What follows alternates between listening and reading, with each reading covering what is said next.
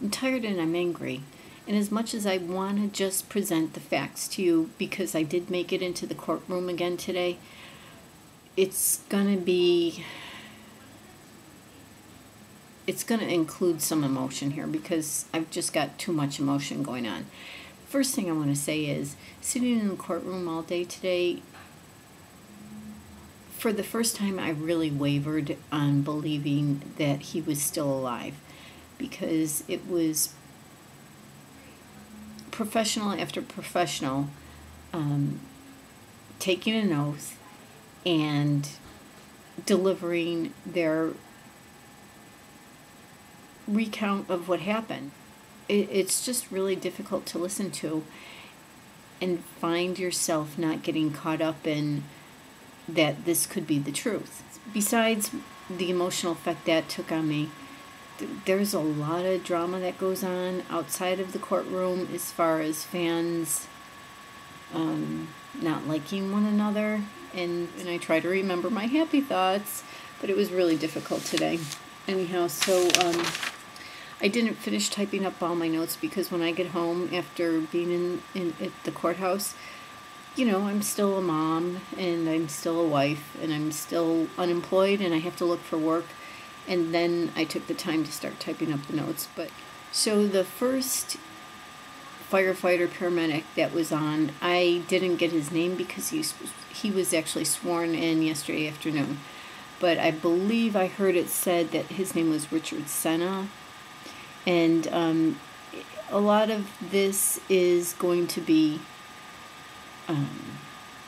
hard for me to read because a lot of it is done in medical terms. So forgive me and bear with me. He said that after the third round of medication that they gave and there was still no response to anything that they tried. UCLA, when he called UCLA, they told him to call it. At 12:57, they told him to call the time of death. But Dr. Murray didn't want to at this time, and so UCLA gives Dr. Murray authoritative control. And the only thing required to do that is if he has a California license, which when I heard that, all I could think of was he was ID'd by his California license in the autopsy report. But anyhow, I don't know. Let's see. He tells them that he wants to insert a central line to the aorta or start a magnesium treatment. Neither of these things is standard for a paramedic to be carrying with them.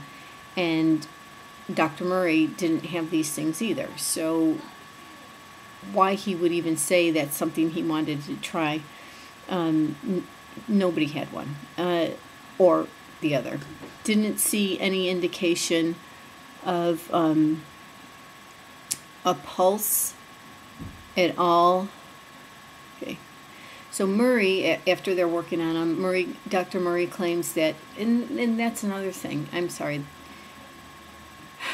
a detective and a couple other people, 3 different people in the courtroom today, one of them being the detective, referred to Murray as Mr. Murray, not Dr. Murray. That was another thing I thought was unusual. Dr. Murray claimed that he thought that there was a pulse in the femoral artery, which is the groin area. No one else felt one. There were no indications of that on the EKG monitor. When they finally put Michael Jackson in the ambulance, or epinephrine was given to him in the ambulance. Let's see, at the hospital, before taking him in to the hospital, Murray requested that, he said, can we put a towel over his face? Which was a reasonable request because when they left the residence, there were paparazzi and tourists and lots of cameras, and by the time they got to the hospital, the same thing was there. So the EMT thought it was reasonable to put a towel over his face to cover it up. As soon as the paramedics brought him in, ER took right over and started their work on him, and the paramedics, have to write out reports and then ready their vehicle. So they stuck around for a while. According to Richard Senna, if that's his name, he was pronounced dead about 45 minutes to an hour later. He was asked, did you do everything to save him? Because he was Michael Jackson. I mean, did you go beyond whatever? And the paramedics said, yes, they did everything to save him, not just because he was Michael Jackson, but because he was someone's son. He asked if he ever felt a pulse in the femoral area. Again, he was asked this. No, he did not. Backtracking, he arrived at the residence at 12:26. The observation when he arrived in the room that the patient had been ill because he was thin, pale, there was an IV stand, an oxygen bottle, and there was a doctor present. In his professional opinion, when he was looking at the patient at that point, he felt the patient was dead, and that was his evaluation, that he had been down or dead for 20 to 30 minutes. The next firefighter paramedic was Martin Blount, and he was, okay, this confused me too. And, I'm sure it's not confusing for people who do this for a living, but it confused me. He was the driver on the way up, but not on the way back.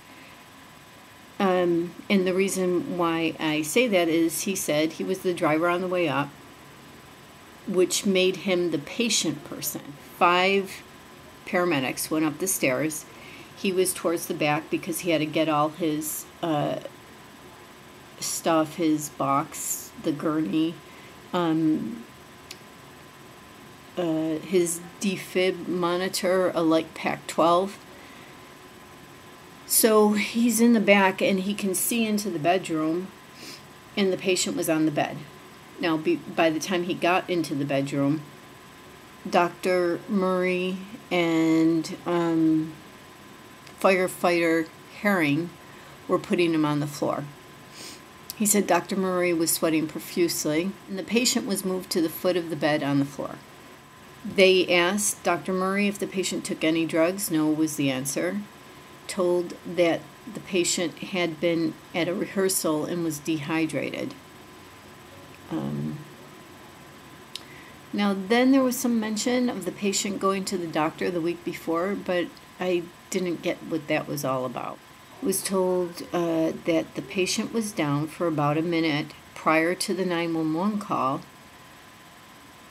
But in his opinion, Martin Blount's opinion, it looked like he was down for 20 to 30 minutes. After about 30 minutes, he confirmed that Senna called UCLA, and they, Dr. Cooper, told him to call the time of death. I wrote down O2 going in body, nasal cannula from O2 cylinder, ET tube down the trachea, ET being an extratracheal, not extraterrestrial, with hand-pumped air. Noticed an IV in the left leg that wasn't flowing. Now, my question is, somebody testified when I was in there Tuesday that there was a stand, an IV stand without a bag on it. Here they said the paramedic noticed that the IV in the left leg not flowing.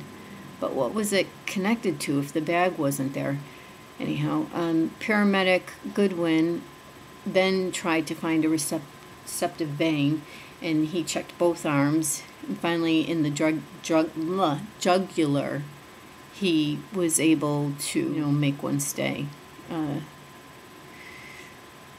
When the defense questioned him about this, they were trying to imply, is it possible that the reason they couldn't find a vein that would, take the line, is it possible that it's because he was a drug addict. And the paramedic actually refuted that, saying that he's been in many situations with drug addicts where their veins were just fine.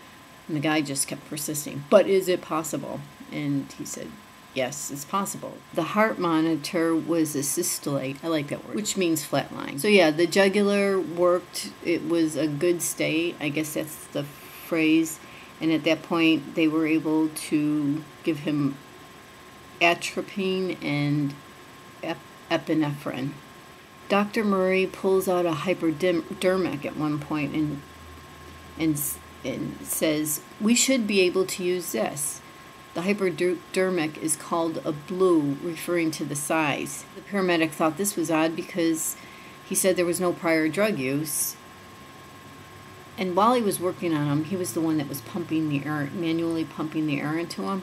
While he was working on him, he observed 3 small bottles of lidocaine, which is an antiarrhythmic drug, an anesthetic. While he was continuing his treatment, he noticed that.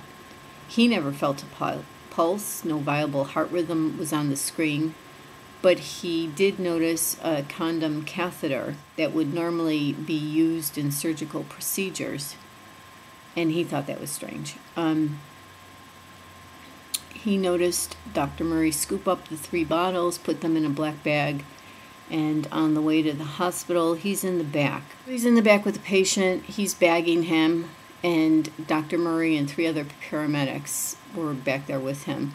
Dr. Murray made a cell phone call from the ambulance, and he stayed at UCLA for a while too to do what he needed to do. Returned to the ER to retrieve some equipment, and 9 or 10 doctors were working on him, including Dr. Murray. He thought when he brought Michael Jackson into the hospital that it was done, but it wasn't.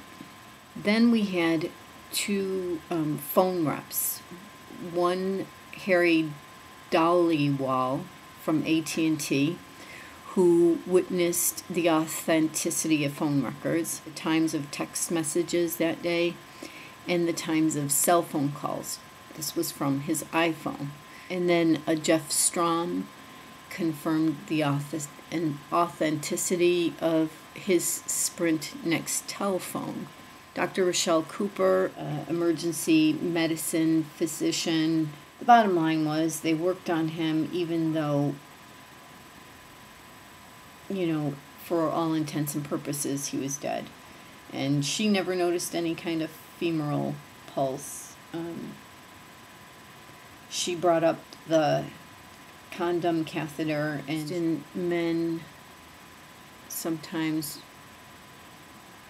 who have an overactive prostate, I guess who has to pee a lot, or, you know, which kind of, I guess, brings me back to the memory of Elvis Presley, because I think he wore diapers on stage. Basically, a lot of working on him with no results. She at one point said everyone knew their roles. She was told by Dr. Murray when he got there that the patient had not been ill. He had just been working hard. He was dehydrated, trouble sleeping. He said the only drugs he was given was 2 milligrams of lorazepam and then another 2 milligrams of lorazepam. Dr. Tao Nguyen was the other doctor. She was a cardiology fellow at UCLA, a physician in training, and she came from the cardiac intensive care unit. She mentioned that she had a conversation with Dr. Murray. She said that he said to her he did not have any concept of time. He didn't have a watch, because she was saying she was trying to find out when Michael Jackson had been given drugs, how long, you know, what kind of time passed. He asked her to not give up easily and try to save the patient. And so, I guess the last thing that they tried to do was a balloon pump, which I guess is like intra-aortic. It was like a last-ditch effort.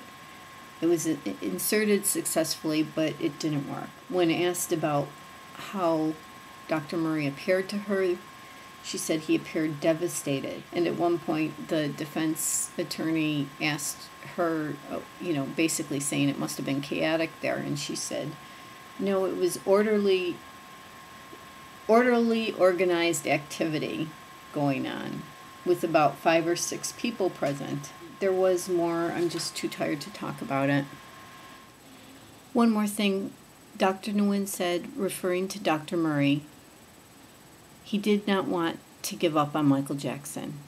He did not want us to give up.